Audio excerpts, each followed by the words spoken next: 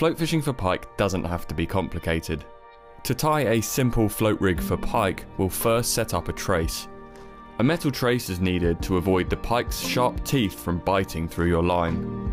Cut a length of wire trace and thread the end through the eye of your hook before bringing it back on itself and passing it back through the eye again. Pull it as tight as you can before clipping your forceps onto the tag end.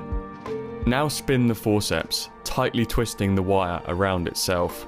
Trim the tag end and you're ready for the second hook. The distance between the hooks is dictated by the size of bait that you'll be using. Now fold back the trace and wrap it around the hook, trapping the wire in place. Go around 5 or so times before passing the end back through the eye and pulling it tight. Next, attach a swivel to the other end of the trace with the same method used to attach the first hook. With the trace completed, take your main line. I like to use 50 to 80 pound braid, and then thread on a float stop.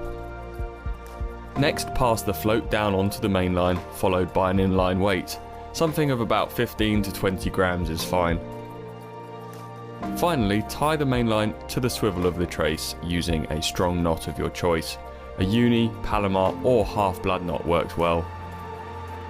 When using a dead bait, I like to set the float slightly over depth, striking quickly and firmly when I see any movement on the float.